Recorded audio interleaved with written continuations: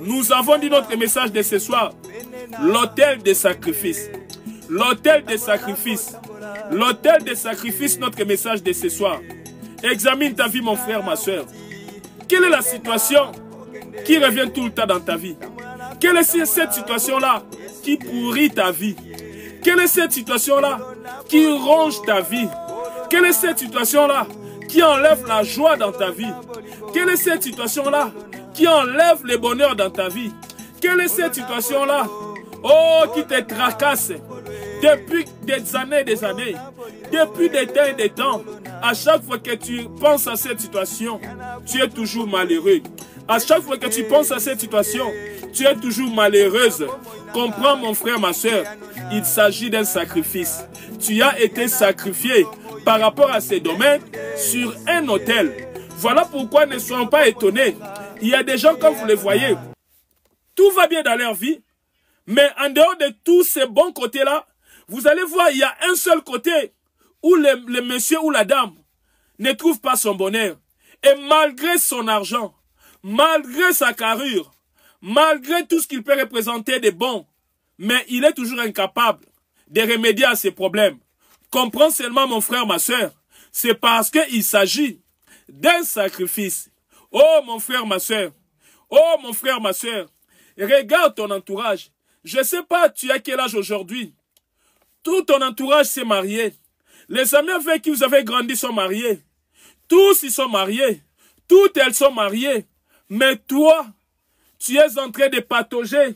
Rien ne marche dans les mariages.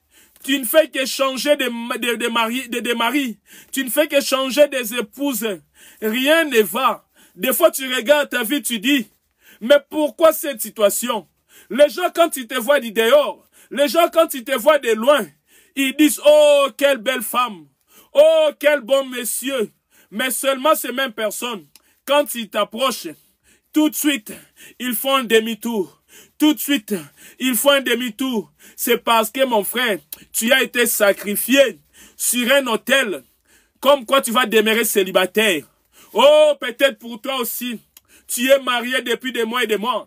Depuis des années. Mais tu as toujours du mal à accoucher. Tu as toujours du mal à avoir des enfants. Laisse-moi te dire, le problème, c'est pas que tu es stérile. Car si tu lis la Bible au livre de Genèse, la Bible nous dit, après avoir observé sa création, notre Dieu va dire ceci. Oh, comme elle est belle, ma création. Qu'est-ce qu'elle est belle, ma création? Je te dis, mon frère, ma soeur, notre Dieu n'a pas créé des femmes stériles. Notre Dieu n'a pas créé des hommes stériles. Notre Dieu n'a pas créé des hommes impuissants. Notre Dieu n'a pas créé la frigidité. Mais pourquoi tu vis cette situation? C'est parce que tu as été utilisé comme sacrifice sur un autel. Il y a eu des incantations, il y a eu des cérémonies qui ont été faites sur ta vie. Oh, mon frère, ma soeur, comme quoi tu ne pourras jamais vivre le bonheur dans ta vie de mariage. Dans ta vie du mariage, tu ne pourras jamais vivre le bonheur. Voilà pourquoi dans ta vie de couple, rien ne marche. Tu es toujours stérile. Tu es toujours impuissant. Il y a toujours la frigidité. Oh, mon frère, ma soeur, il y a toujours des combats au jour le jour. À chaque fois, vous êtes prêts à vous séparer. À chaque fois, vous êtes prêts à mettre fin à votre vie conjugale. Parce que, mon frère, ma soeur, il a déjà été décidé sur un autel quelque part que toi, tu ne pourras jamais voir le bonheur dans ton mariage. Oh, mon frère, ma soeur, nous avons dit, nous sommes en train de parler de l'autel des sacrifices.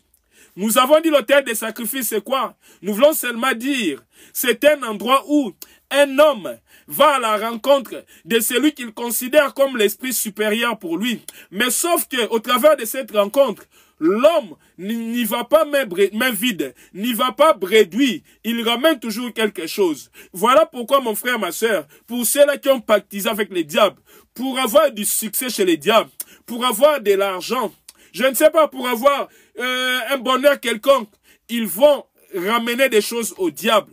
Et parmi les choses qu'ils ramènent, Tu ne sais pas si c'est toi qu'ils avaient ramené. Tu ne sais pas si ce sont tes enfants qu'ils avaient ramenés. Tu ne sais pas si c'est ton mariage qu'ils avaient ramené. Tu ne sais pas si c'est ton bonheur qu'ils avaient ramené. Tu ne sais pas si c'est ton ministère qu'ils avaient ramené. Tu ne sais pas si c'est ta vie chrétienne qu'ils avaient ramené. Tu ne sais pas si c'est ton travail qu'ils avaient ramené. Voilà pourquoi, malgré tout ce qui va bien dans ta vie, mais il y a un côté où rien ne marche. Et malgré que tu t'es fait des efforts, malgré que tu as multiplié des efforts pour remédier à cette situation, rien ne marche toujours.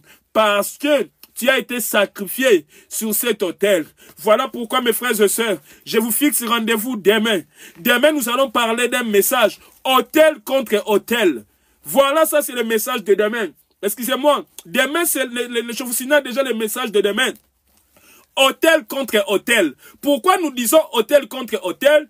Parce que nous allons nous lever en combat contre tous ces autels où nous avons été sacrifiés, sur lesquels nous avons été donnés en sacrifice, sur lesquels nous avons été donnés en offrande, sur lesquels nos enfants ont été donnés en offrande, sur lesquels notre bonheur a été donné en offrande. Nous allons nous lever contre ces autels-là. Demain, je vous fixe rendez-vous demain. Le thème de demain, autel contre autel. Nous allons nous lever en prière demain. Nous allons nous lever en prière. Voilà pourquoi je vous fixe rendez-vous demain, mes frères et sœurs.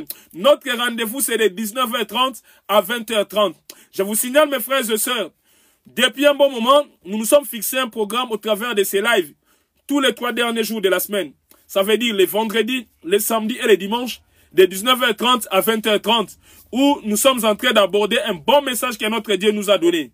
Voilà pourquoi, mes frères et sœurs, je vous mets déjà dans la sauce de notre message de demain, autel contre autel. Donc, autrement dit, s'il y a des gens qui étaient partis à la rencontre